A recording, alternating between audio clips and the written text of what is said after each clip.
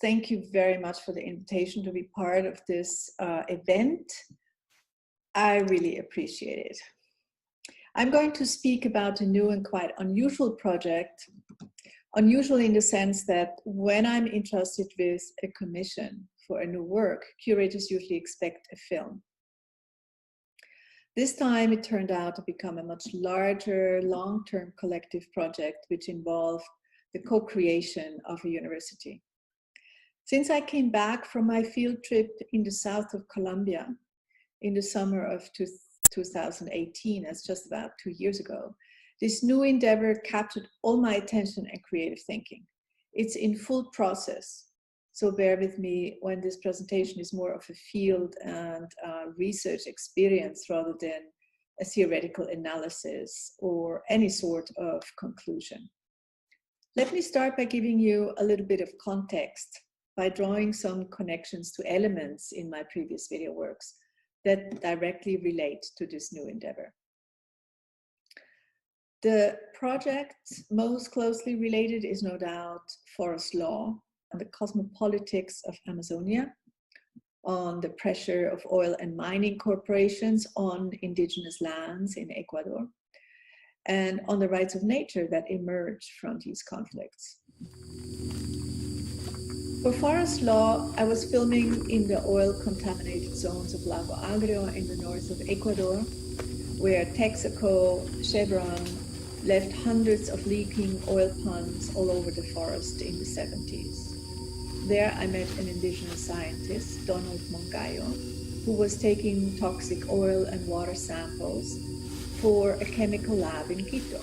He told me that when international journalists visit Lago Agrio to report on the contamination case, he takes them to the devastated sites and, dressed in this white protective suit, makes a forensic performance so they would have something dramatic and explicit to film.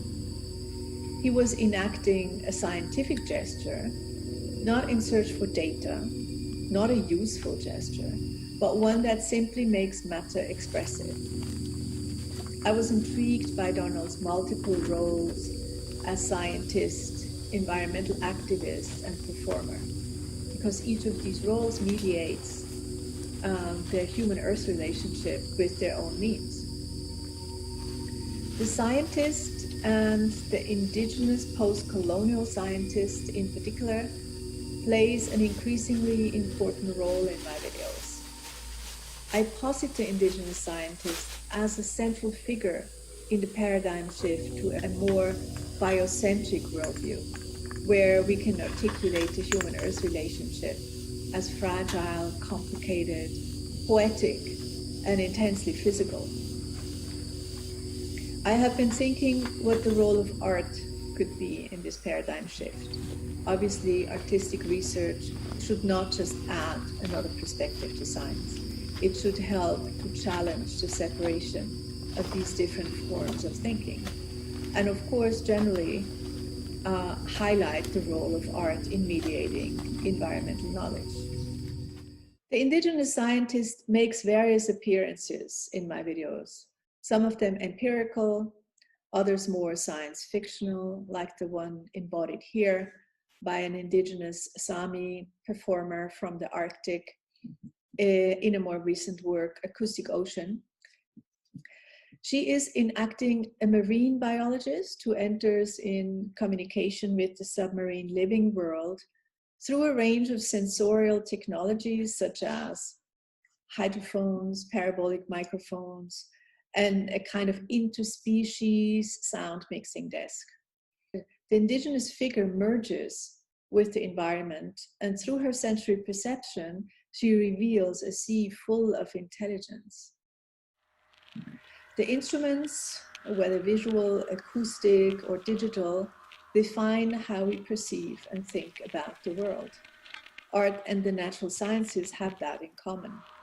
Here, the environment is not external to the human subject, nor is it something that is already there. Whales, through their vocal signals across the ocean floor, are themselves emitting vast environments. Environment is something that is actively generated.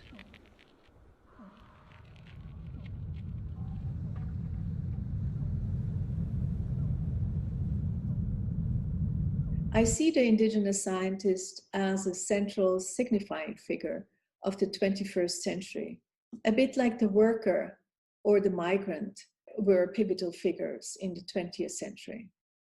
The indigenous scientist is the ultimate radical figure that has the capacity of merging the contradictions of being at once scientific and political actor, cohabiting the natural world while seeking to understand it.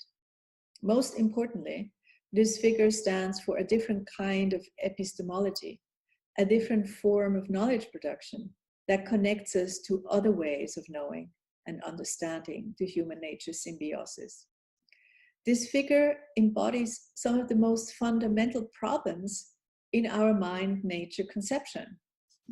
With the Indigenous University Project, I locate myself at a pivotal historical and geographic point where many streams of histories and temporalities come together. One of these timelines precisely has to do with the rise of modern Western thinking, when the relationship with nature was taken out of the public sphere and delegated to the natural sciences, where it was denied of any kind of political agency. This moment coincides with the geographic timeline, telling the story of the first European botanists making contact with the exceptionally intense biodiversity of the tropical forests in South America and Colombia in particular, which became a major driver for the advancement of natural science in Western university.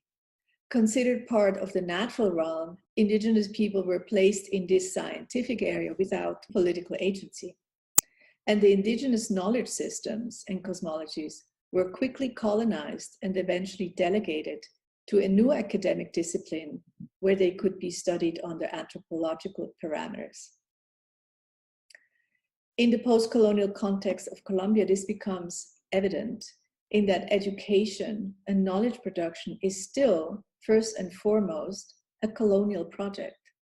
All the while, Bogota has become the global hotspot of the systematic DNA sequencing and biotechnological exploitation of the forest's biodiversity.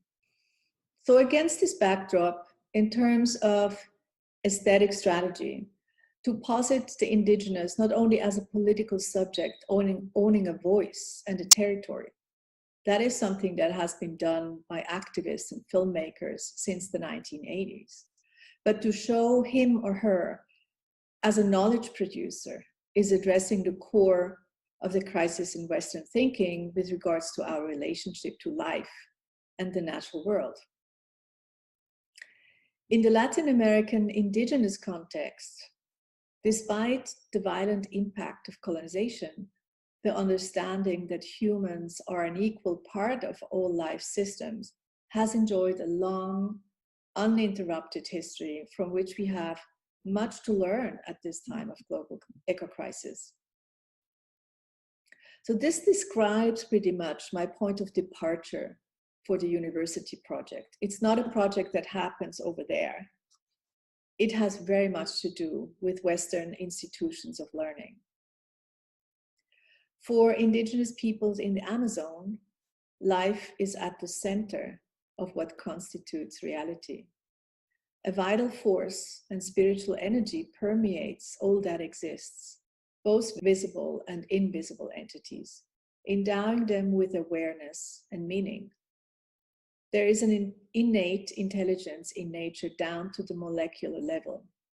The Amazonian people have spent millennia getting to know their living forests, with whom they have co-evolved. The accumulated knowledge of these ecologies, as diverse as the forest itself, is part of the biological evolution. Together, they form a biosemiotic unity. One of the names the Inga have right now for this institution is Biocultural Indigenous Pan-Amazonic University. I often get asked how this all came about. The project actually started as a commission for a new artwork extended to me by the Museum of Contemporary Art at the National University in Bogota. After the peace treaty was signed in 2016, the south of Colombia opened up after being a zone of armed conflict for 30 years. As soon as that happened, Curator Maria Belén Saez called me up to ask if I was willing to travel to the area and see if I could do any work there. She hired an environmentalist with good contacts to the indigenous communities to organize a Pan-Amazonian field trip for me. In the end, I don't know exactly how it came about. It was the leader of the Inga people himself who took me on this 1-month trip in his bulletproof car. To make a long story short, at the end of the trip, he asked me if I could help him create an indigenous university. The Inga have several indigenous high schools, but after that, education ends. Those who strive for higher education have to move to faraway cities like Medellin and Bogota. Then they often don't return to their community, not least because the education they receive fails to meet the demands of a life in the territories. The continuous drain for young, educated people leads to a population that lacks the skills for assuming many of the most crucial tasks required to live a good life in the territory. So rather than creating another video about their situation, I embarked on this new project with the Inga leader Hernando Chindoy Chindoy. And very generously, the curator agreed that the project was now a university and not a film. The plan was to simultaneously advance on 2 fronts. First, it seemed useful to support them by providing architectural plans. For this, I set up a collaboration between the architecture studio of Anne Lacaton at the ETH Zurich and the partner university in Bogota. We ran a 2-semester design studio with a field trip to the territory last fall and are now compiling all the cartographies and design projects by the students in a book that we can hand over to the Inga as a collection of ideas that could inspire their own planning. Conceptually, the Inga conceive of the university as a composition that spreads across the entire territory. They don't think of a centralized campus. The abstraction makes no sense to the indigenous people because knowledge is meaningful only in relation to the specific sites where it can be produced. The forest, the chagra, which is the research garden, the rivers, the paramo, the amazing high moor ecology. Likewise, territory is not a geometric space. It emerges from space-making practices and is alive. A university structure would have to take all these factors into account. They don't think of territory or university necessarily in the same way than we do.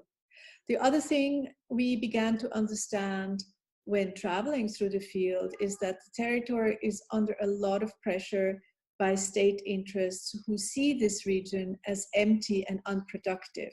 Cattle farms and oil extraction grab more and more land, pushing the indigenous further away from good fertile land. So the university for them is also a symbolic way of claiming the land. And it's not only a matter of epistemic justice, it's also a matter of survival.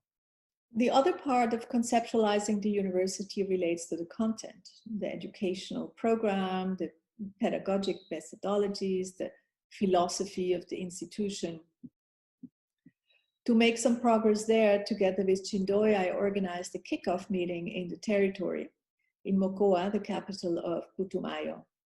We invited 4 university partners and the Humboldt Institute from Bogota, and about 20 indigenous community members, mostly Inga, and a few shamans from other tribes in the region. It took place in a center for indigenous women healers. During the 4 days, we had intense discussions, group works, and presentations about the important questions. How do we want to collaborate?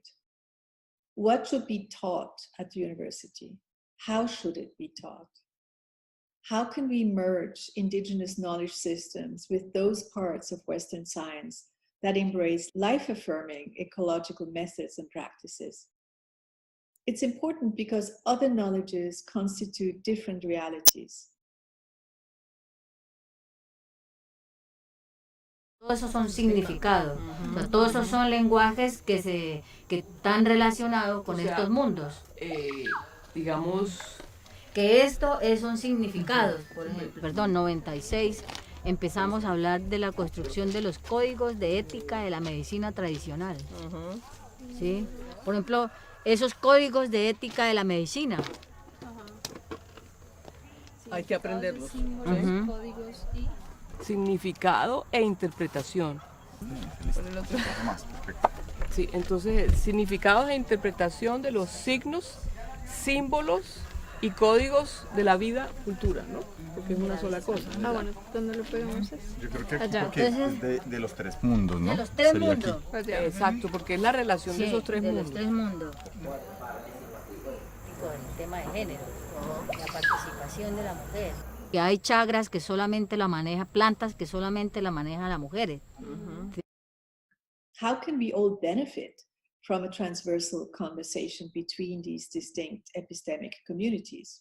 These MOCOA meetings were filmed by a professional team, and I'm editing now a total of 180 videos. All concepts, ideas, critical reflections, doubts, and debates about what this university can be is contained in these videos. It's incredibly rich material. With the Young Colombian Design Collective, we are creating now an online platform that interconnects these video statements. The platform is called Devenir Universidad, as it documents the process of a people becoming a university. So what is the function of these images in the project of creating a university? The question that I have been interested in for years is how images and image making contribute to reality making, to world making. In my view, images themselves possess a kind of conceptual, even material capacity to act, as opposed to the notion of the image as representation. Given my long-term focus on environmental concerns, it means that the preservation of the world can also be restored and reconceived within experimental aesthetic practices. In terms of the university, this is reinforced by the fact that other knowledges constitute different realities. It's where the agency of aesthetic practices and of epistemic practices cumulate, they double up and densify. As a result of colonization and the armed conflict, the Inga people is fragmented and dispersed across the country. This makes communication difficult. It's hard to keep everyone on the same page, and a lack of information generates misunderstandings, or worse, exclusion. The platform Devenir Universidad is a way of letting everyone in on the conversation, letting everyone know about the current state of affairs. In other words, it creates transparency of the process. It makes the process comprehensible within the community, between different indigenous communities inhabiting that same region, and towards the outside as well. Also, these images help to give form to the cognitive and mental stuff that the university will be made of. They actively help rearticulating the community by reassembling their cultural identity. A few years ago, they just considered themselves campesinos, peasants, often bearing adopted Spanish names.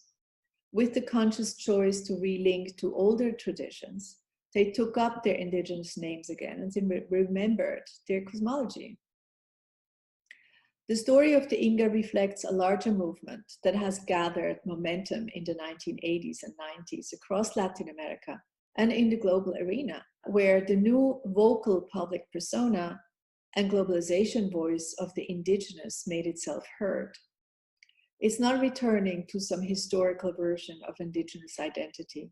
This movement seeks a contemporary edition of what it means to be indigenous in the 21st century, as James Clifford explains so well in his book, Returns. The rising indigenous and their self defined knowledge is a historical moment in the making that needs imaging to enter and persist in the national consciousness. As always, to achieve sovereignty of signification over themselves and their way of being is a major purpose of such a project.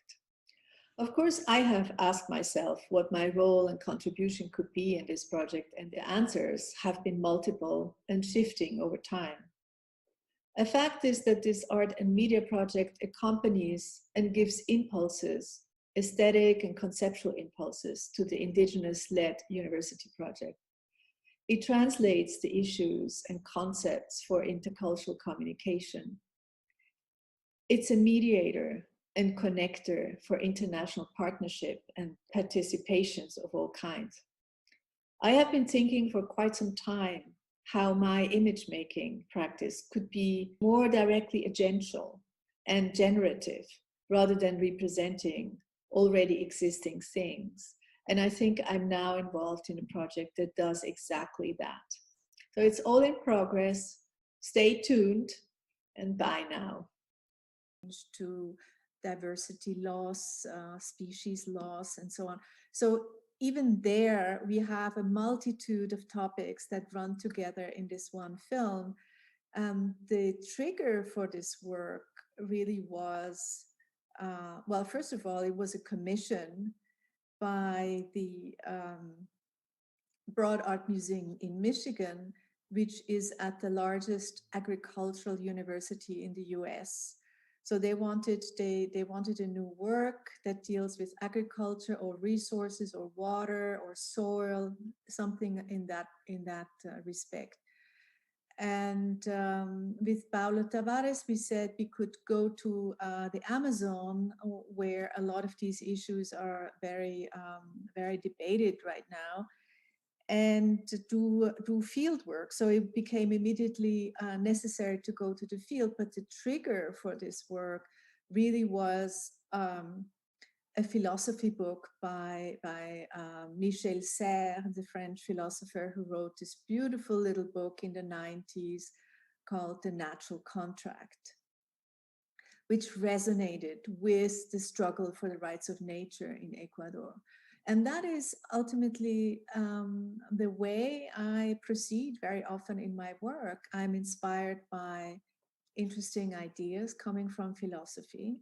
And then I start to think about where these ideas could connect, in what kind of location could I be going to produce images that would actually allow me to tell this story, this narrative.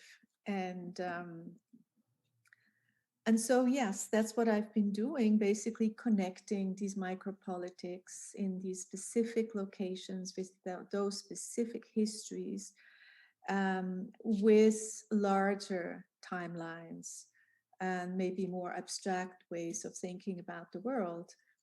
That comes from theory, but also just bringing in a perspective that I have collected by doing field work in so many other places already. Meaning, I come to this place with a very broad understanding of what is going there, or what is going on there. That's what I'm trying to do, basically. Bien, muchas gracias. Sí, y es Thank you. Yes, and it's true that there's something on the knowledge and what to do with those knowledges, or that knowledge, how we can put into practice all the treasure, the baggage that each person has, and how to be able to find the way to place it, locate it in a location, and generate a connection network and share to be able to state new knowledge. I think that that's a very beautiful way of thinking work, field work. And in that sense, I would like to ask a question,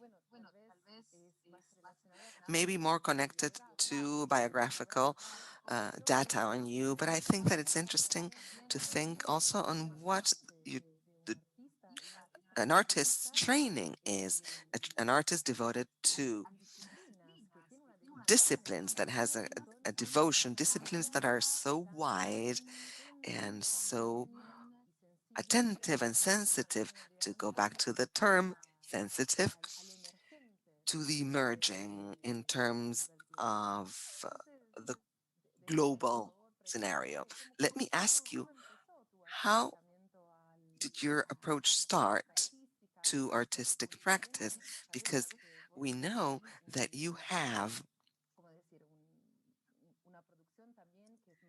a production that is more intellectual and you're an academic in this sense, but I would like to ask you how your training in art started and how you feel you can um, make these two worlds coexist, academic and art.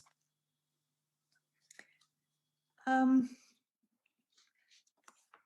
well, it wasn't an easy start for me, actually. I was sent to business school and was working in business for many years, including for an American advertising company in Geneva, for instance, who was doing corporate campaigns for companies like DuPont and Dow Chemicals, and so IBM, big corporations. And I knew there was something wrong in this world. You know, I knew that this was not, that's not my cup of tea. I'm in the wrong place. And so I decided, I made a plan and saved money to start studying art. And so I went to Mexico actually for 2 semesters, and to Boston, to the museum school. And then I had to come back to Switzerland to make more money, and then go back again to the US to study at the School of Visual Arts in New York. And I stayed most of the 80s in New York, where I also did the Whitney Independent Study Program, which is an extremely theory-driven program. And to my surprise, I didn't just learn a lot of things about art and art making and aesthetic theory. I also became politically revolutionized in a way. I mean, I came out of this training as a Marxist, basically. And so the first thing I thought was a good idea is go down to the US-Mexico border to study the emerging globalization that started to show itself at this border, with all these electronic industries from the north that were placed in the borderland, with hiring all these cheap labor women coming from poor provinces like Michoacan and so on.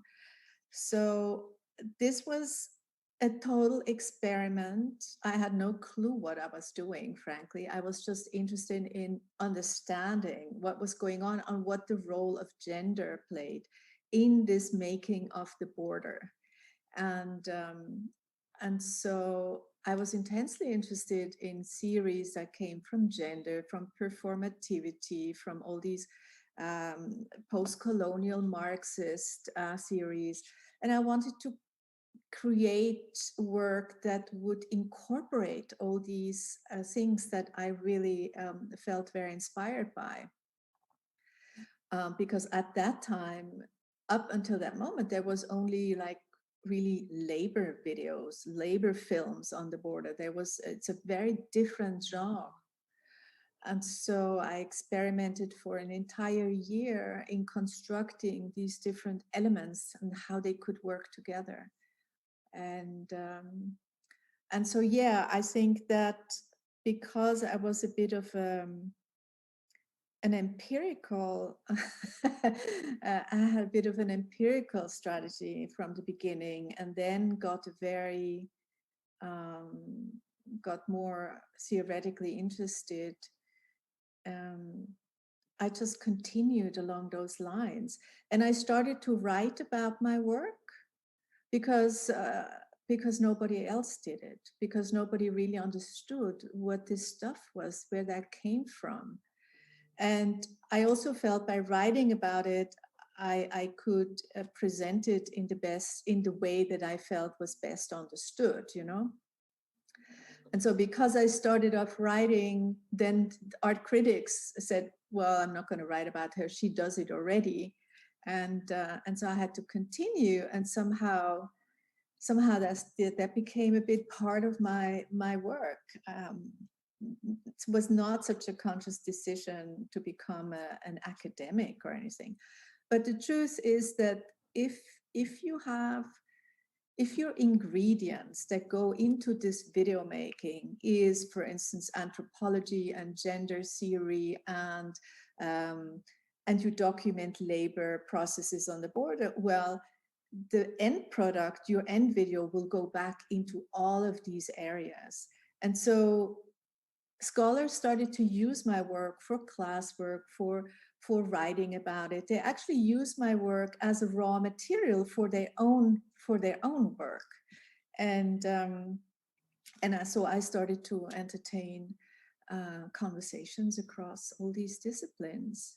And I have to say that the Whitney Independent Study Program, which was basically a reading group and a conversation group, um, brought around this table writers, curators, theorists, and artists. So for me, there was never a strong boundary between these different practices. I felt absolutely legitimate to use all of these tools. And I did, you know. And in the beginning, I think my video works were interesting, not because I would know how to make good images. I really didn't. I mean, I had never taken a video class in my life, you know. It was just not on offer at the art school. I had to figure it out myself. And I think I became a little better as the years went by. And by now, I enjoy very much working with a camera woman or a cameraman who really follows up on all these technical things, which is not what I'm most interested in, you know. But yeah. Bien. Voy a hacer primero como First, I'll make a more formal announcement, format, if you will. Remind you that if you want to ask questions, you're more than welcome. Maybe you can start writing them down on the chat box. Maybe I'll have some more questions myself, but it's very rich to open up this space for dialogue. And because Ursula's profile is so rich that there's a lot of things we can ask. So I welcome you to participate of this talk. Ursula, I wanted to ask you something else with regards to something I believe is very important, probably for your life as well, because when uh, when you have biographical anecdotes told, one that tries and understand more the artistic practice starts to do a resending or connections between to what narrative and the practice you connect. When you talked about in your beginning, when you started and the questions you had and how to make money to continue experimenting, what you really cared about, I went a topic came back to my head. I think it's very important in your work: crossing frontiers, crossing borders. You have crossed many artistic formats, transnational territories, transdisciplinary formats, and I also think of this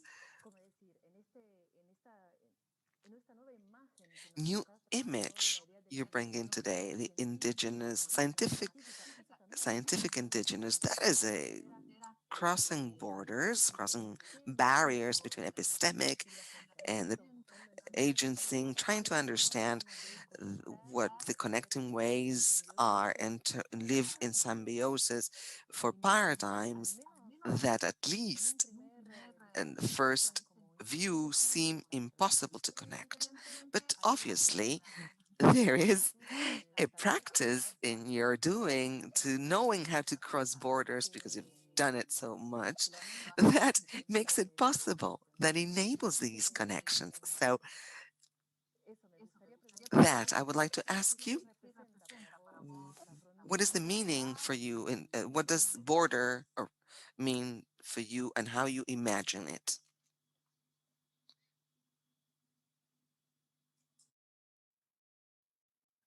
Border. Oh. Well, that's a topic I haven't been thinking about in a long time, I have to say, because for me, uh, be, border appeared to me as a very interesting subject at the moment of globalization, where actually everything seemed to go across borders and be connected to a transnational state. Um, and yet borders persisted for certain people and for certain activities. So at that time, it was much more connected to issues of migration, mobility, transnationalism. Um, so,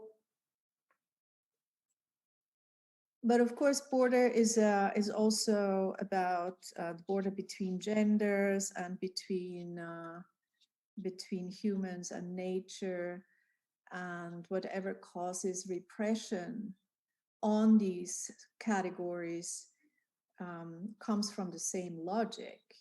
It all comes from a kind of a reductionist patriarchal kind of way of thinking, whether this is with regards to other ethnicities or with regards to other genders or to natural world. So I think that the conversation has shifted a little bit into the more environmental questions for me. Not because migration and borders are less important than they were 15 years ago, but just because, theoretically speaking, I moved on after doing borders and migration for 10 years. I felt I've done a good job.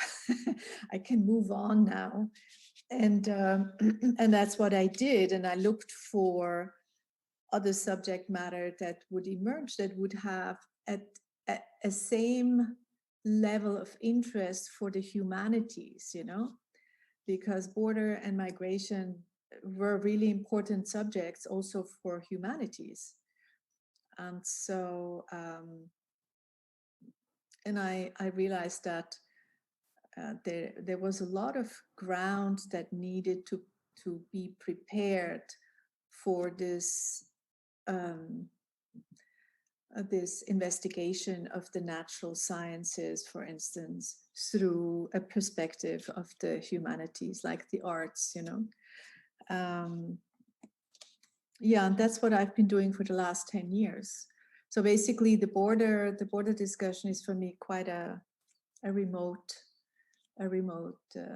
subject matter. I wouldn't even quite know exactly how I would relate to it now. Um, yeah, I think with the virtual world, it's might even become less and less of an issue for us. Yeah.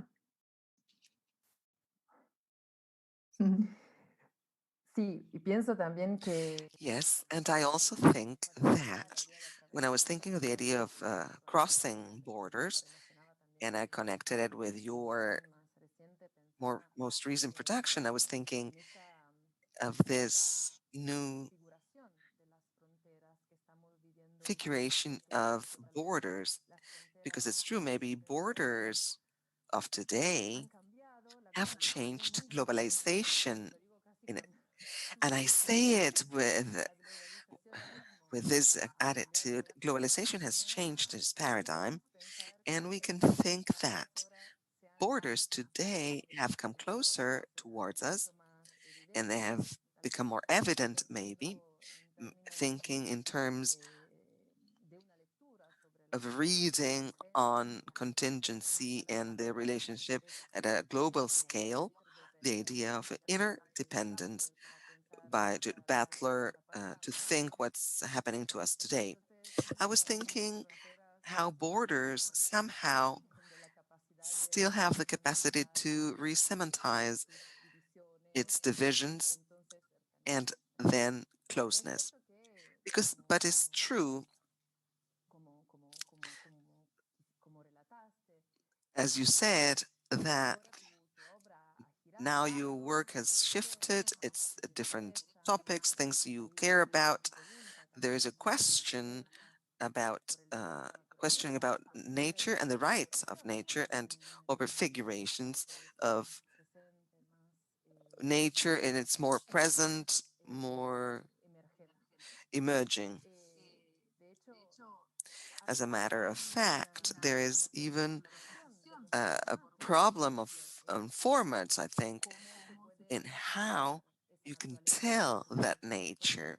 Because, for instance, with the work you did with forest law, there is a series of discursive formats you include in issues and that you represent through that piece. And also in your latest work, that still is a work where nature and the right of nature is present or are present, but researched from a completely different gender. Maybe it would be that comes closer to science fiction. So, thinking of this question on nature as center and discursive formats and as an approach, as a way to work that that is so fundamental. My question is, do you think that art can be a tool to build new futures? Because it has always basically been the objective, I don't know, but the forecast, the objective of it, to imagine futures that could inhabit a different galaxy, because that where you want it to focus the center is this galaxy that seems um, different in the future. So I wonder if I wonder how you think that this art practice can widen awareness of our interdependence with Earth and for Earth. Well, I totally agree with you that um, the relationship between humans and the earth and the natural world has to change. This is a matter of survival of humanity on this planet. The eco crisis is such that we cannot afford to go on as we've had it. And I have become very interested in some of the indigenous thought regarding what they consider territory, for instance, and the way they interact with territory. Not at all as I have already, worked on through many other previous video work, is that space is not something that is already there. Space is something that is produced by by all the activities that are happening in there, also by myself going into the field with the camera. I'm producing the situation that I'm documenting. It's completely entangled, and so that I really recognize my way of seeing things in the indigenous thought, that territory is in fact a bunch of relationships. It's not a piece of land, it's not a piece of property, it's not a delineated space. It is a multitude of relationships that we can entertain, that we are part of, that we entertain with other species, with other spirits, with other humans, etc. So there becomes so important to encounter the other as mind, because a relationship is not, mind is not something that is in your brain. It is something that happens at the moment of encounter with the other, and the other is person, the other is mind, the other is intelligent. And so you establish a completely different way of being in this world. And it's more along those lines that I'm trying to set up situation that where that becomes more apparent and a possibility, as in Acoustic Ocean, which you have just mentioned, where I create this Sami indigenous marine biologist who creates a listening situation, right? It's an understanding of nature, not for exploitation or for measuring or for extracting or for possessing, but it is simply listening and waiting for a reply. So it is a sensitive position. It also changes the position that the artist may have in the film vis-a-vis the narrative that is constructed. It's no longer the kind of the authorial commentator, which is a very important ingredient in the video essay. You have the authorial voice that explains the world, that reflects about the world and society without really ever getting to some kind of conclusion. It's going in loops, in circles, and kind of reconnects with what's already there, the history, the found footage, etc. And so I think it's not so unlike the indigenous way of thinking about territory, going back, learning from it, through it, with it, by ingesting the plants, by working with them, and so on. So I'm very interested in understanding this dynamic better, and I create figures through which I can do that. But with the Indigenous University, of course, I'm making a shift. I'm making a step out of the image to some degree and into a real situation where I'm no longer there only with the camera, but also really building partnerships, making all kinds of other things, you know? And that, of course, changes. I love this idea that the artist is not just making images, you know, that, you know, image making is something very important to me and has made me extremely profoundly happy in the last 20 years. But of course, it's not the only thing that I've ever done. I mean, I'm also publishing books, I lecture, I do all kinds of other things, you know. So that's a shift away from a classic notion of the artist as a producer in that classic way. And I wonder sometimes what happens to the curator if the artist starts to do all kinds of other things. You know, the curator too has to shift. What happens with the institution? I mean, I think it can change a whole system, you know.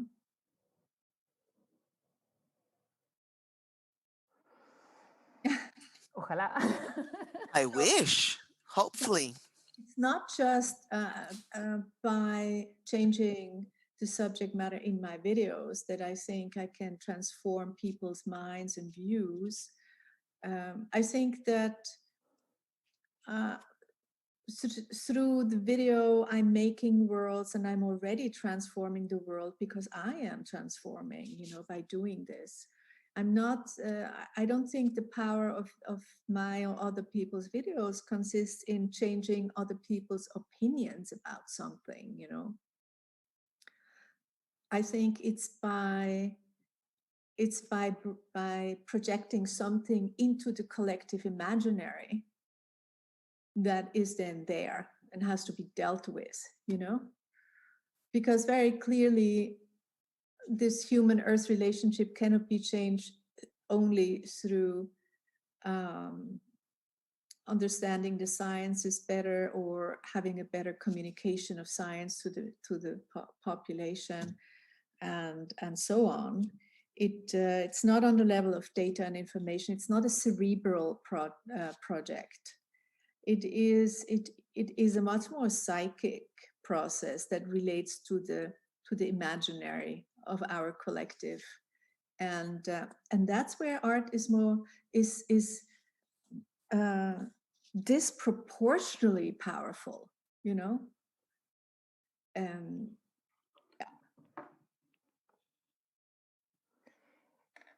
Me hiciste...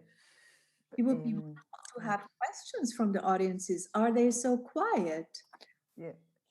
Chris, perdón que interrumpa, pero yo tengo una pregunta para Úrsula, si hay un momento. I have a question for you, Ursula, if there is time. Yes, please. No, bueno, retomando, no Going sé si back, hacerla en inglés o en español. whether to do it in Úrsula, no Spanish sé or English. si...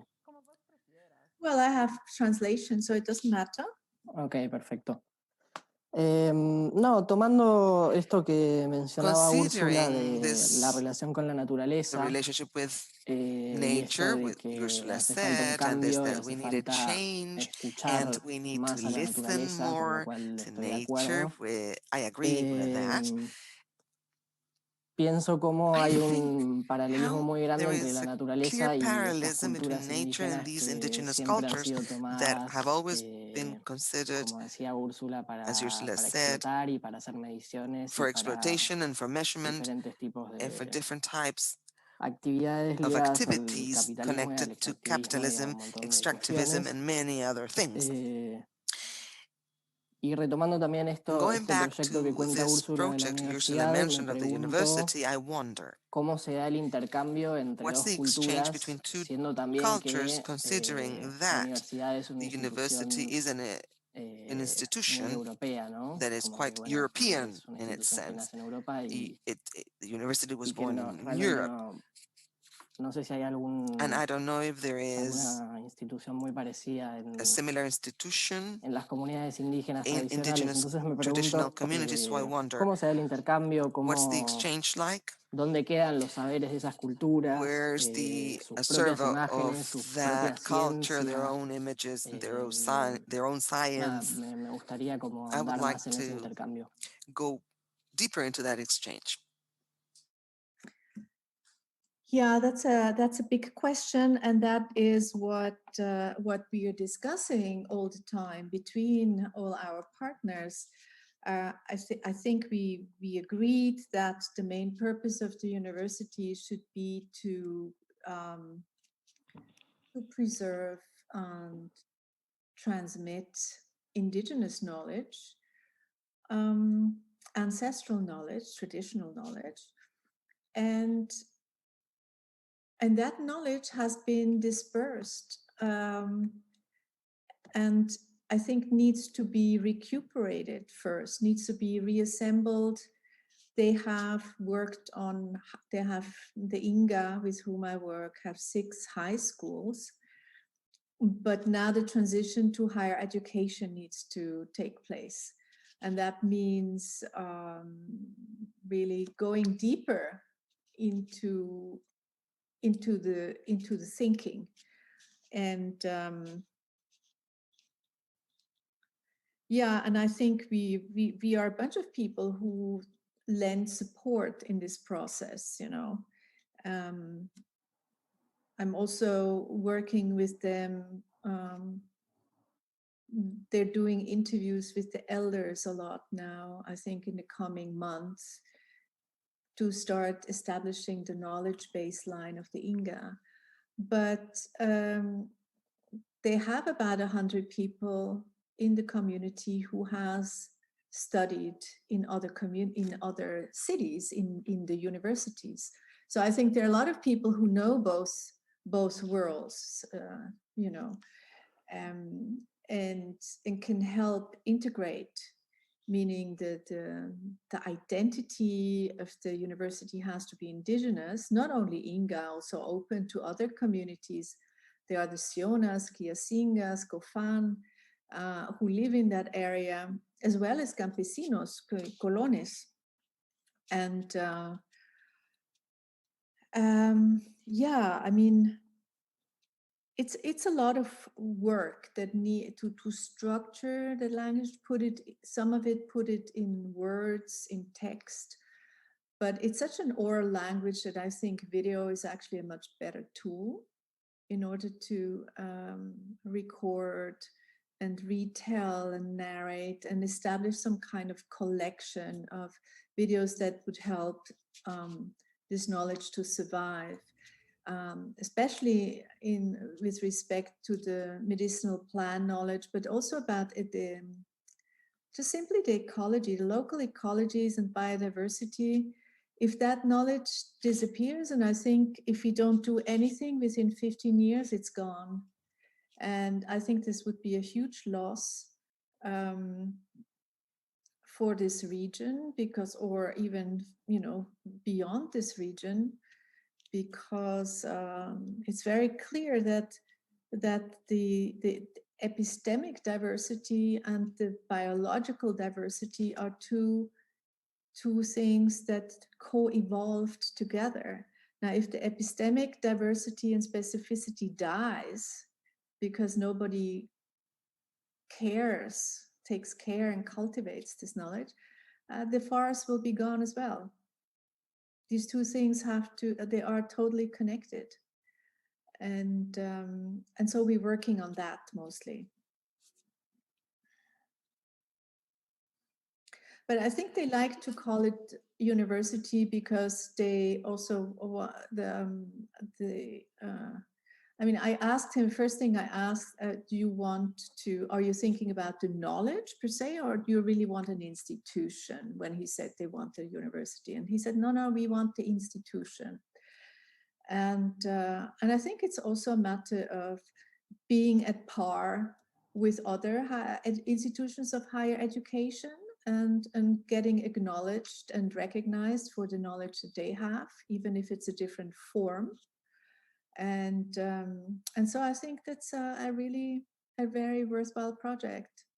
And I think it could actually have model character for other places in Colombia and even across Latin America, because we are thinking through a lot of issues and document this process so that it can be made available for everyone else who wants to follow these tracks.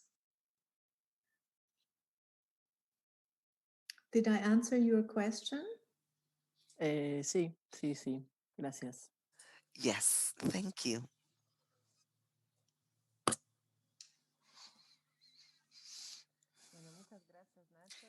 Thank you, Nacho, for your question. It's such an interesting topic that before I ask another question on that project, I would like to know if there's anyone else that has a question.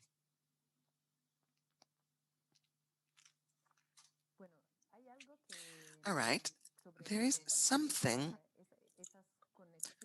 on those connections you're talking about at the university that I think are highly interesting. And it's something that was in the video as well. A thought respect the abstraction, fundamental part of Western knowledge. So, in this proposal done in Devenir Universidad, how do you do to teach without abstraction? Something that if I think in my own education training, I'm a teacher myself, I'm a professor myself, it's our it's our way of understanding education is abstract. There is a meta teaching always. There's a wide reflection and thought on this. So I would like to ask you how you do it to rethink this fundamental thing, the world of ideas, and how you can incorporate, how you can give something that is incorporated with the Inga community. Well, I think we cannot do without abstraction, because Westerners have have been trained in this for centuries, and we have become really good at it. And so we use abstraction in the detriment maybe of other forms of thinking, but that doesn't mean at all that is better or so than others. I think that to make sense of knowledge for the territory, it has to be connected to, it's a much more place-based, more situated form of knowledge, as Donna Haraway would say, no? And so I think that's definitely defendable as a position. But I also think that they have a lot of forms. They have abstract forms of abstraction that maybe is reflected in mythologies and stories that translate a kind of a validity across time, that has that same function maybe as abstraction has for us sometimes. But maybe it's just not really necessary to do that, because there is a certain specificity, and the rainforest, for instance, is extremely specific in its biodiversity, where one tree, for instance, can host 700 different insect species, and a third of them is endemic to only that particular tree. So, and you would not find this insect on any other tree. So there is a very heightened specificity that needs to be understood in order to understand even the complexity of ecology that we have in place there. And therefore, your capacity is taken up by that sort of thinking much more, because it's vital to understand those connections. So, I learn more and more as I go along, but it's not me who will make the education programs. There is a PhD, there's a person who made her PhD on the Inga, very much in relation to educational systems, the ethnospecific project of the Inga. Although I think the term ethnospecific is already completely passé, I think it reflects more like the influence of the anthropologists, that the anthropological perspective that flows into policy making of the state, that defines pretty much what ethnic communities can be in Colombia.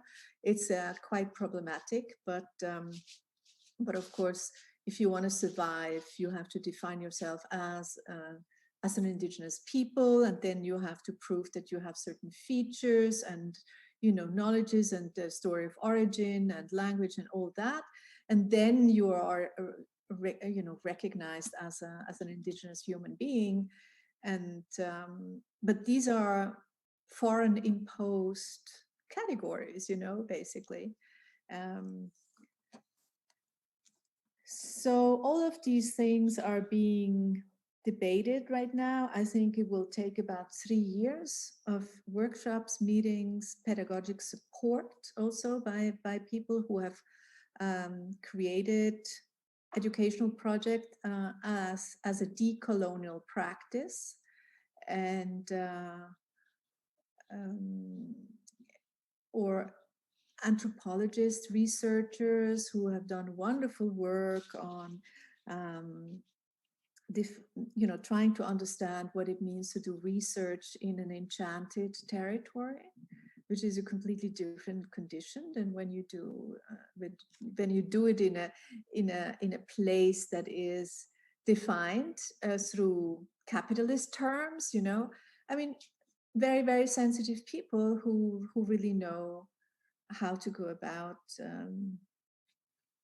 unpacking some of these tricky questions. So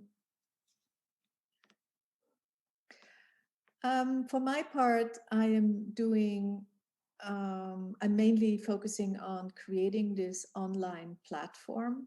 I mean, as an aesthetic practice right now, because I'm doing a lot of other things in the project. But as an aesthetic practice, I'm creating this online platform with these young design collective in Bogota called Devenir Universidad. And it's really documenting the process of becoming university is not the people per se who is becoming university, they too, in a way, but it's a territory. I think it's a territory that is becoming university through the relationships that through which it is constituted. And the people who live there are just one of those relationships, but there are many others that we would like to research and do more work on forest epistemologies and also really territorial research in the more classic way of creating a lot of creative cartographies that try to render these relationships visible in a different way than the state does. Because for the state, these areas are basically empty to be made productive in most aggressive ways. So there's a misunderstanding of what these territories mean, and I think there's also a lack of communication. It's a lack of proper communication to make things plausible to the state also, you know. So we try to fill in this gap with another research group that is forming right now at ETH in Zurich with some interesting people. So, you know, we're working on various levels simultaneously. Bien, gracias por la... Great. Thank you for your answer.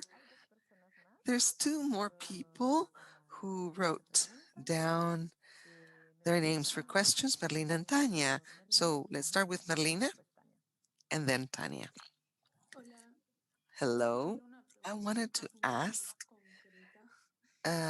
quite a specific question. If you think that the experience or practice of video, you call it image making, and technologies involved in video enable you to have connections with that you recorded or in those territories you inhabit to shoot or to generate image, actually. That if you felt that they enabled you other connections, and what kind of connections? I understand this question very well. I think video has given me the green light to do a lot of things that I wouldn't have been able to do without a camera, you know. If you go with a little camera in the field, it's like an access also to a lot of people, and gives you a reason to get into conversation with them, and it's really a tool for communication, even at the moment of production, you know, not only afterwards when you communicate the video to the world. But I think this has helped me very much to go into places that were, I mean, I've shot work in the Sahara, traveled all the way, you know, around the Sahara,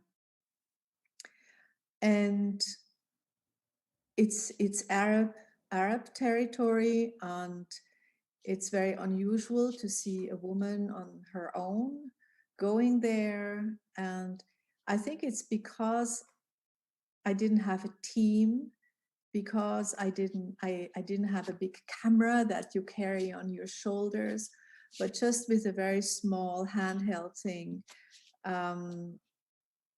They felt that I was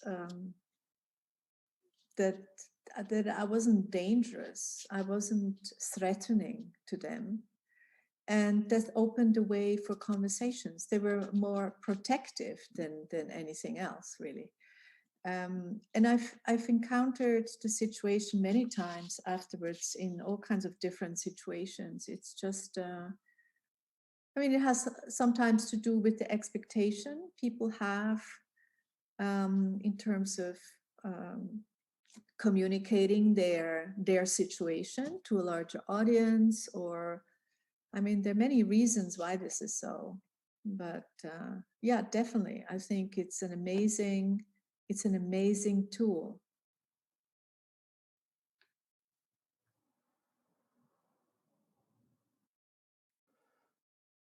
Bien, le doy la palabra a Tania. So I'll give the floor to Tanya then. Gracias, Cristina. Thank you, Hola, Úrsula, Christina. ¿qué tal? Hello, Ursula. Muchas gracias por tu charla. Thank you for your talk. Me quedé pensando I mucho was en aquello que thinking mencionaste con respecto a los of that procesos de la you mentioned institución with the y processes of cómo institution es and how cierto que ahora it's true todas that esas now categorías all those cerradas como categories, closed artista, categories as curador, artist, director de curator, museo se vuelven porosas y museum que tenemos director que have cambiar become la porous, institución, and we need to ¿no? Es change the así. institution, right? That's En ese it. sentido, And in that pensándolo en el sense, proyecto thinking of de the Devenir Universidad, Devenir me Universidad preguntaba mucho si project, I esta was plataforma wondering online que están if this online gestando podría platform ser you're entendida como un creating could be ejemplo understood para as an este example cambio en la for this circulación shift in the de los circulation procesos de of conocimiento, knowledge processes, en tanto que in funciona como un terms that it works repositorio as a repository de la preservación de ese of binomio preservation of that epistémico binomial ecológico que epistemic ecological mencionabas, binomial you em, mentioned.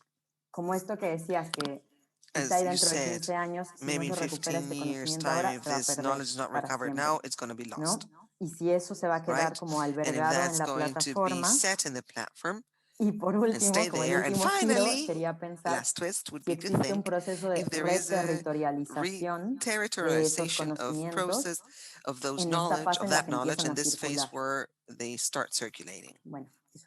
Gracias. And thank you. Thank you, Tanya. Well, whatever goes on this platform is first discussed with the Inga community. And when in Mocoa, where we had this big meeting, the issue of copyright and of of the threats of giving knowledge away, to people who then do something lucrative with it and so on. This was a big discussion, and I think we need to be very careful and conscious of that issue. I think, for instance, it's very possible for certain knowledge that is sensitive, it can either be accessed through password, and other things on the platform are totally public.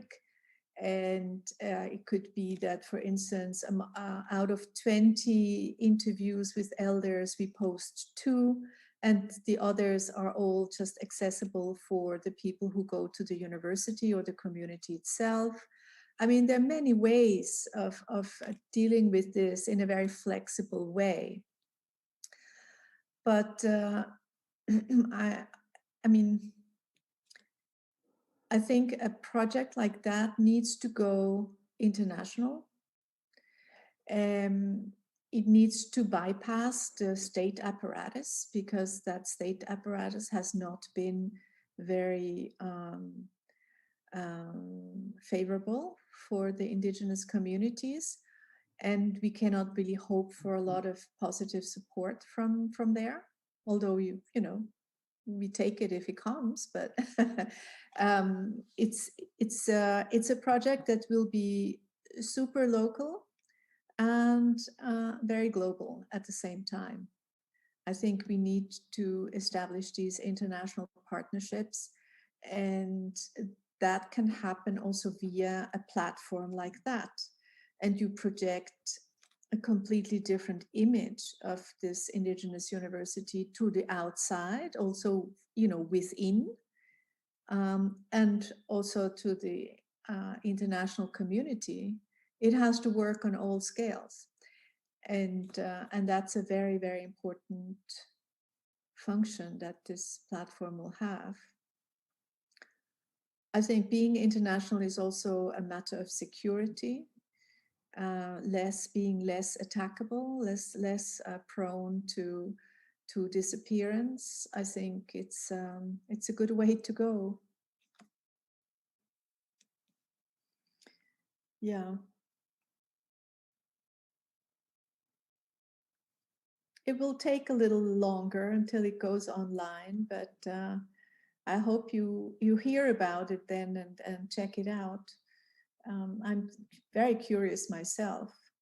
It will have massive amounts of material on it as we go along. Yeah. And one of the indigenous women I work with a lot, because she is, let's say, the coordinator of the education team of the Inga. She is herself a video artist. So it's very good to work with her now also in generating all these video interviews. And yeah, I think that should be an interesting process.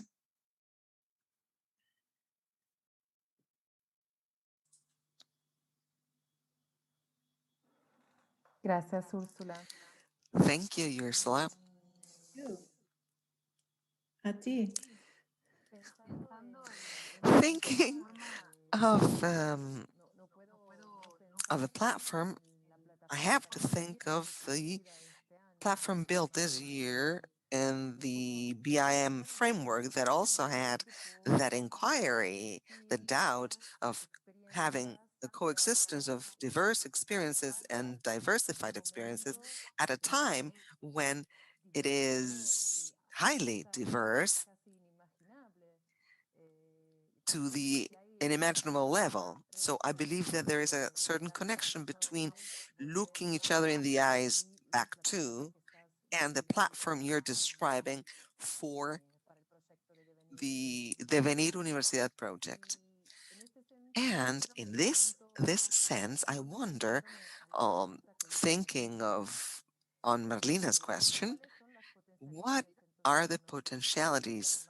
What is the potential the electronic and digital image enables us to have when we're thinking of the design of the platform, of looking each other in the eyes back to something that we had very clear was to look for not just a way of providing more international document, a varied document of the scenario, but also rescue certain experiences that we used to have in other editions of the biennial. So clearly, digital image and the digital platform enabled us to simulate somehow certain temporalities and spatialities. The idea of having organized the platform in those four axes, which are basically the four axes we imagined as a unit of all the people that have lived and suffered pandemics this year, looking inwards, looking through the window, and all these new spaces that were being built. Also, there was also a thought on time, something clearly electronic and digital image enables us to have, the decision that seems something that is not very important, but not opposing certain type of cursor or browser to go forward in the vision of videos was somehow the idea of wanting to reproduce, simulate the experience of being in a room and feel the flow of time. Wait for images, wait for the vision. So I wonder, what are the experiences that you will be able to simulate with a platform? And I think it's, of course, it's a huge, amazing power rendered by electronic image and the connections of the digital world. And it's more like a comment maybe than a question, but if you want to add something to this, please do.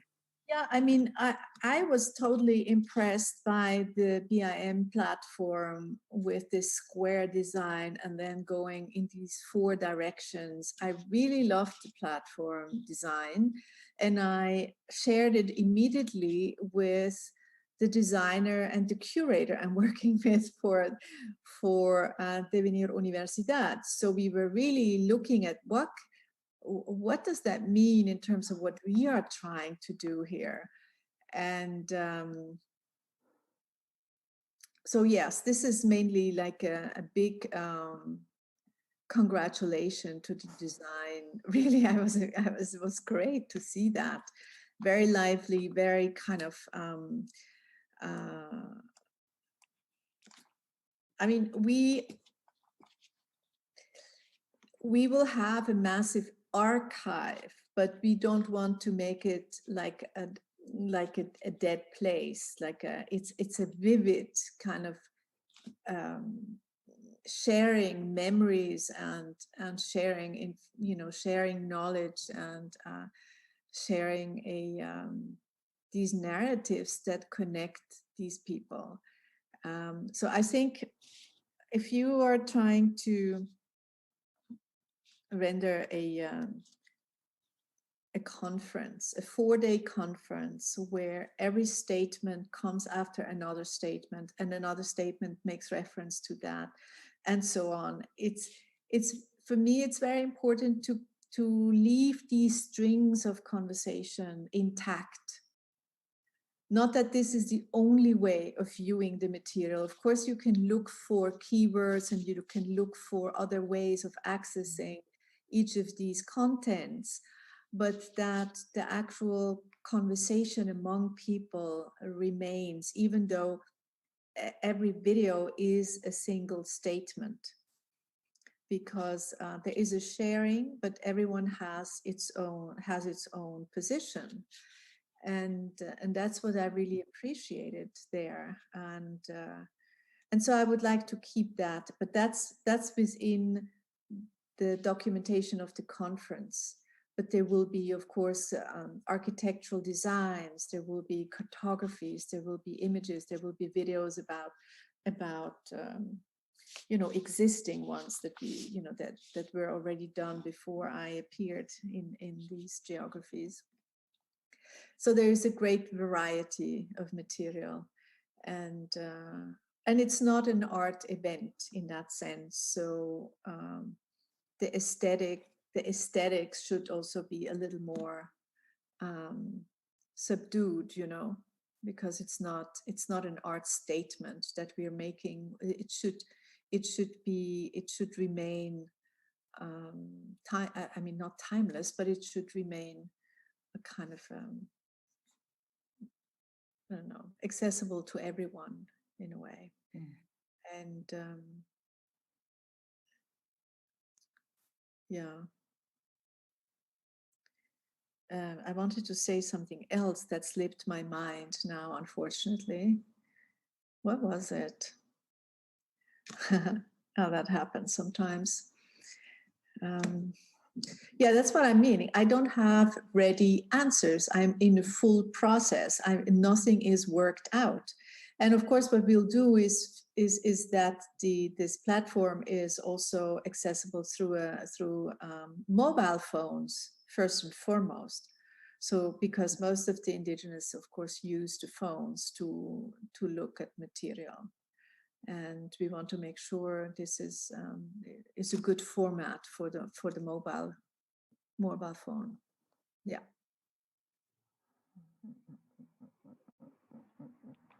Muy importante eso del... Very important accessibility is. And the idea of using hands, going back to using hands, right, in the construction and the search, because bottom line, that connection and that relationship between looking and doing, that optical relationship that enables with a lot of strength and power electronic image, is something that it's very interesting to work on and to rescue. I would like to know if there is another question from the floor. I have many, but I want to give give space, give room to the rest of the participants. Hello, this is Ari. I have a question. I'm interested to think of the preservation concept in terms of nature and culture and the tools that make preservation of memory and ways of life possible.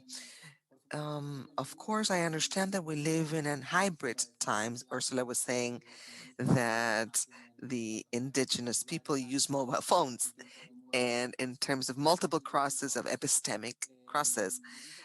And in that sense, as Marlene Washar says, trans activist from Argentina says, we have to take what works and get rid of what doesn't. And going back to a Ribeiro de Castro proposal talking about the need to put an end to anthropology, I wonder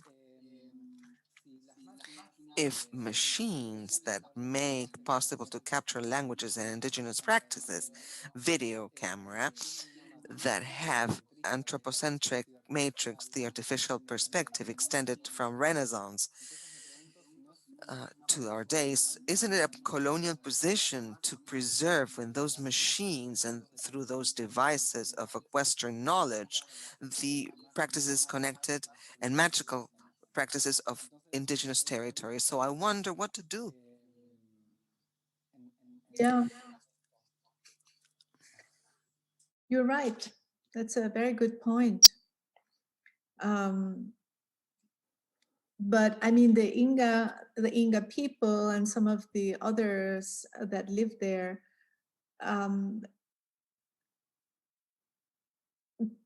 they go around in cars, they have telephones, and it's not like they're in the fin fond of the forest. They're not. I mean, you have a lot of different kinds of indigenous people, and the Inga definitely have lived parallel to and with all kinds of urbanization processes in that region for decades. So I don't think it's a matter of going back to some kind of pure indigenous essence of sorts, not necessarily. I think hybridity is a fact already.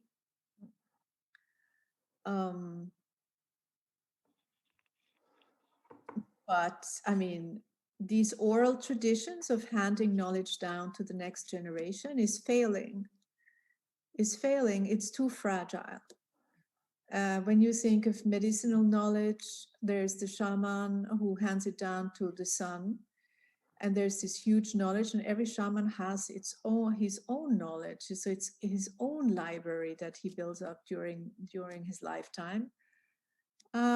If one dies, then this entire library goes up in flame. So the transition is not guaranteed anymore, and with the conflict, there's a gap of 30 years where things were not handed on to the next generation. So we are also a bit in a particular situation there, where it becomes necessary to use forms of transmission that are a bit broader than just from one person to the next, and because so many indigenous leaders are also getting killed, the risk is just too high. We are working with biologist. He's a German biologist who has done a major, like a 5-year project with the Maya, as an indigenous, with medicinal healers in the Mayan tradition in Guatemala. And they had many different languages and communities that were part of this project. And I think they have asked about 165 shamans to participate, and only 85 said yes. So you already have half of them decided not to share the knowledge and make it available to any other communities outside. That's a personal decision, but not that knowledge is forever gone, you know. And so, you know, we are trying to do our best to salvage what is left now. Not what is left. There is, and we're working with the Association of the Amazonian Medics together also on this. So, yeah, let's hope that that we can keep this knowledge for humanity.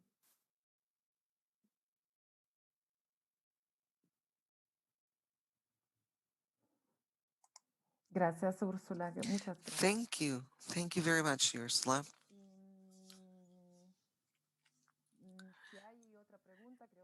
Is there any other question? Because this is it. This is the time, because if not, we will start wrapping up the activity. If you have any questions, please do ask them now. All right, so if there are no more questions,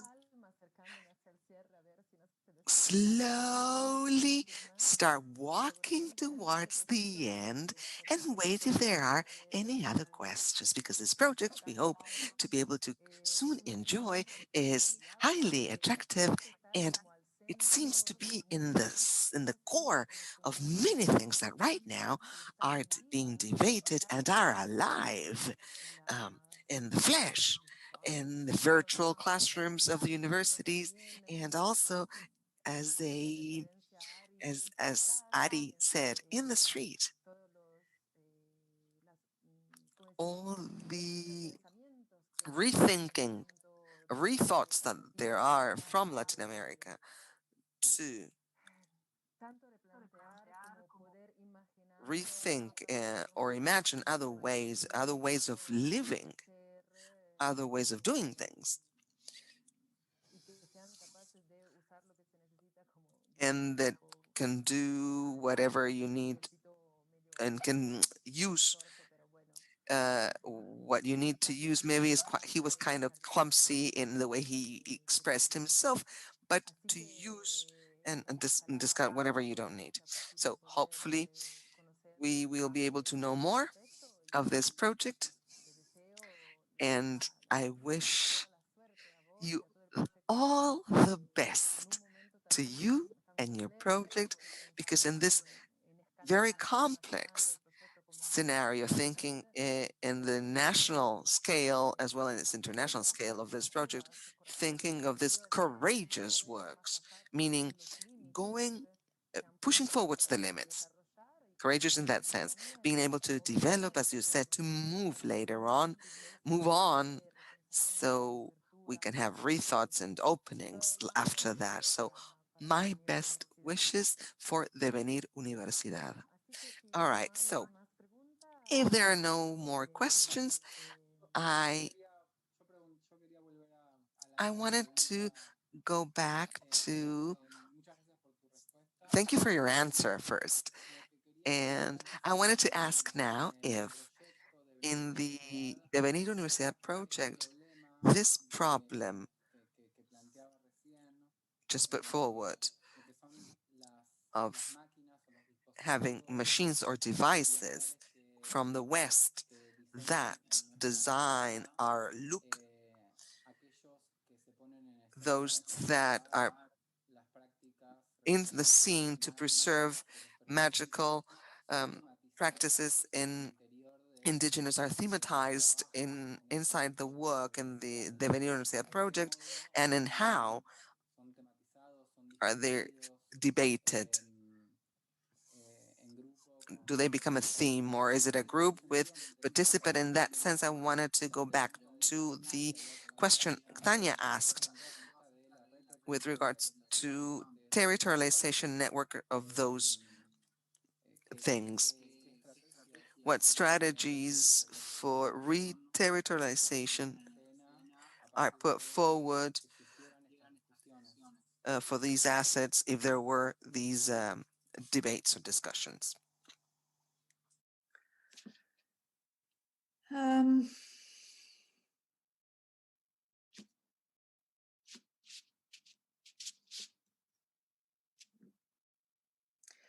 I think that the very fact that they have decided now to have a university after being evacuated from their territories, disseminated from their heartland. I think that the very fact that they want to do that is a form of re-territorialization, probably, of their knowledge, and a form of re-articulating themselves even as an indigenous people. Because a lot of it has already been disarticulated, you know. And so this is more a process of reconstruction in a way, rather than saving something that was pure and intact. That is not the situation we have found, you know. And so yeah, what is the tool, what is the camera doing that in there? That was a discussion, but not so much because it's a technology that they don't want or so.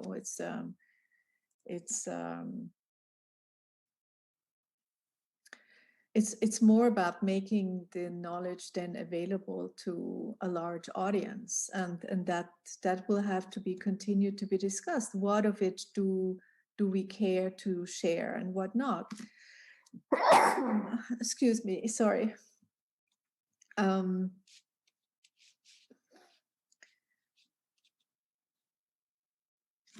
Yeah, are you worried that this could be kind of a colonial relationship that's being set up between the different parties, maybe through this process of documenting? That's a question to the one who asked the question, just to clarify a little more. No, I'm not worried about that because I understand that we live in a epistemic multiplicity world and intersections. What I was wondering is how you thematize, how you make it a theme.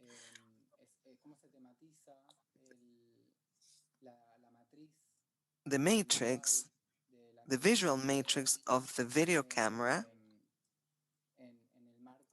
in the framework of research or projects developed together with the indigenous communities in the Amazon. In that sense, how you integrate intercolonial debate inside this university project. Well, so far this discussion about this Western perspective in terms of visual production has not been really approached, because what we've done so far is so much more about the fundamentals of the university, you know. We haven't really gotten to that moment where we start to produce material on I mean, the idea is that they produce themselves, that they actually go and interview the elders themselves, asking the questions and bringing out some of the knowledge that they might have. It's not so much that that I would go there and do that. But it's true. I mean, are there any? I think they're much more concerned with who will be credited, who is going to be the producer, who, you know, am I going to take this as an art, as am I going to be like the author of all this? Or it's really much more about those questions that the concern came during these early discussions. But also we haven't really started with it yet, so. But it's a good point. I mean, I could definitely give it some more thought. because early next year we'll start doing it. And because right now we are just writing grants, trying to raise money to do all the necessary things we want to do in terms of developing the program, you know. But thank you for the question. I will think more about it. Do you have any suggestion? Are you involved in a similar project?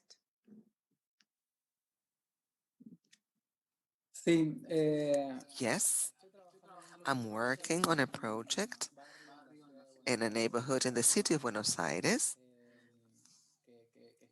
a neighborhood that is outside the social network called Shantytown here. And I ask myself that question all the time because we work under the lines with common ground. We work with the construction of a memory file for the neighborhood.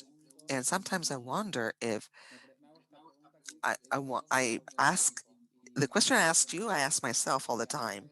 And sometimes maybe strategies that we put in place to be able to preserve memory of places provide to gentrification urban processes, for instance, that end up deploying people from territory. So it's an open question, of course, then I believe is quite complex and we need to think it from different points of view. Think it all the time. And I think that to thematize or the topic with the people you develop the project with, it's an important, valuable, and it's very necessary, and you have to have it.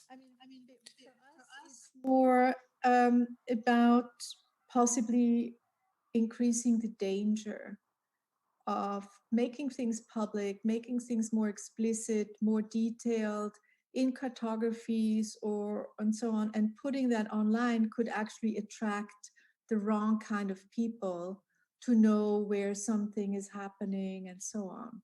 So in the south of Colombia, you still kind of much more concerned with that sort of thing, that the visual representations could be providing information that gets into the wrong hands, you know. The urbanization is happening anyway. There is a big push to develop the South now that it has become available, and the university is also a form of pushing against that. And I think what we're doing is a form of symbolic occupation of the land, of an and a form of healing these territorial relationships that have been occupied, you know, through epistemic occupation, through extractivist projects, through colonial projects. And I think that we are more like trying to see it that way, to counteract through aesthetic representation on the ground. So geography is a symbolic way of redesigning space, and we are doing it actively through the way we understand the space to be. And I think that's a bit of a unique project there in Colombia, absolutely. Because I think for, you know, speaking with Maria Belén, the curator, there is a very nebulous panorama in the understanding of Colombians about what is actually indigenous knowledge, or what the threats they are experiencing, what are they doing for the forest, for the survival of the forest, and the threat under which they produce knowledge and everything. I mean, it's a matter of life and death very often. And that it's not brought into connection with the colonial project. So it's kind of this nebulous way of understanding the situation. And I think it needs a lot of clarification and and theoretical work that is connected to image making or to these kind of video and image works that we're doing. And I think on that level, it can actually have an effect in the, in the centers, in the Andean centers, where these things are going to be seen and discussed, because we'll do exhibitions, we do online events, we do all kinds of things when it's time. So, and I do think it will generate a lot of interest among the young audiences at the universities and so on. I think it will be just entirely new stuff for them in some ways,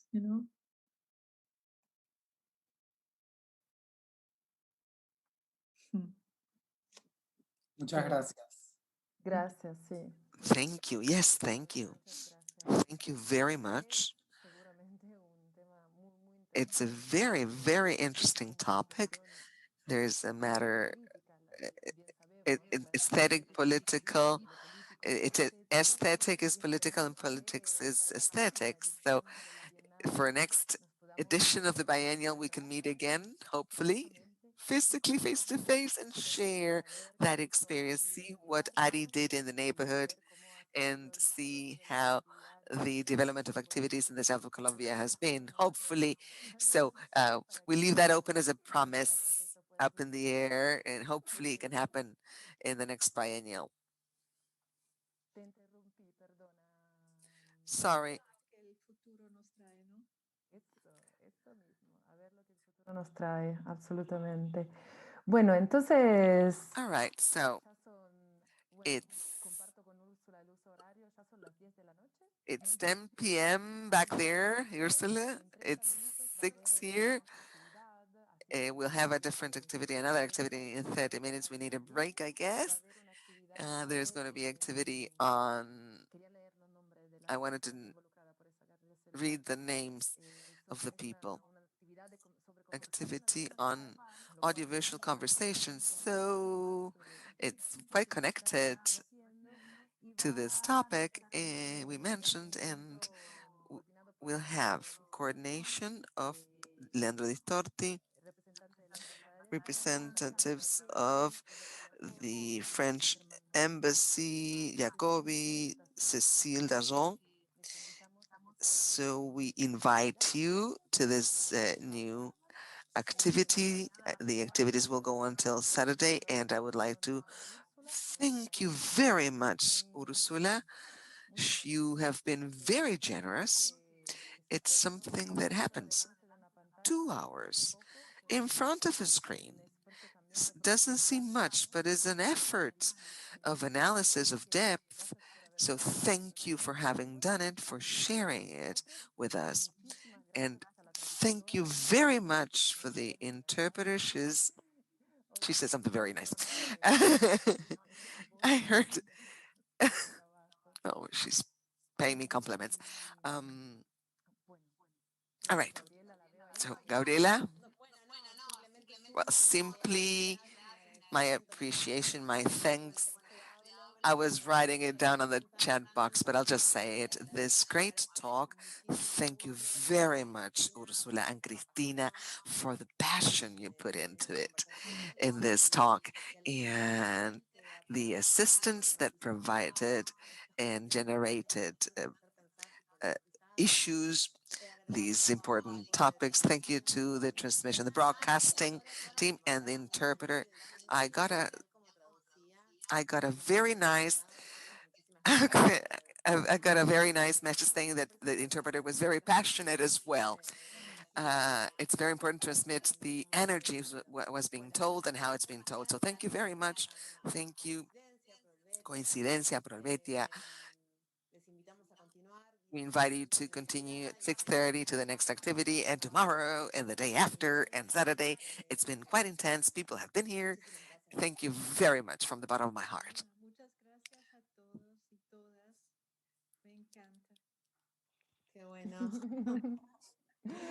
Bueno, chao. Bye. Till next time. Until next time we can hug each other. Until the hugging. Until the next hugging. Thank you, Ursula. Bye. Bye.